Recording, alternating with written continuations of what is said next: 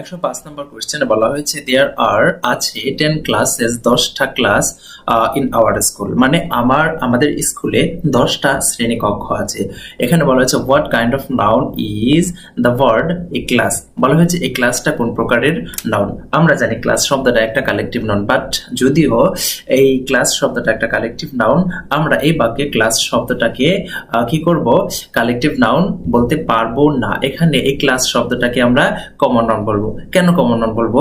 আপনি সর্বদাই মনে রাখবেন, রুলসটা হচ্ছে খুব গুরুত্বপূর্ণ একটা রুলসটা হচ্ছে কালেকটিভ নাউনের আগে যদি সংখ্যাবাচক শব্দ যেমন 1 2 3 4 5 6 মানে এই সংখ্যাবাচক শব্দগুলো যত বড়ই হোক সংখ্যা, এই মানে কালেকটিভ নাউনের আগে যদি সংখ্যাবাচক শব্দ এড করা হয়, কালেকটিভ নাউনের আগে সংখ্যাবাচক শব্দ এড করলে কালেকটিভ নাউনটা কমন নাউন হয়ে যায়। আবার মনে রাখবেন, কালেকটিভ নাউনকে ফ্লোরাল করলে মানে বহুবচন করলে এস অথবা ইএস যোগ করলে সেটা কমন নাউন হয়ে যায়। তো এখানে দেখুন কালেকটিভ ক্লাসেস শব্দটাকে বহুবচন করা হয়েছে এবং কি তার আগে 10 একটা সংখ্যাবাচক শব্দ এড করেছি, দুইটা আলামত পেয়ে গেছি। তাহলে একটা আলামত পেয়ে গেলেই কালেকটিভ নাউন কমন নাউন হয়ে যায়, এখানে দুইটা আলামত পেয়েছি, তাহলে তো অবশ্যই কমন নাউন বলতে হবে। তাহলে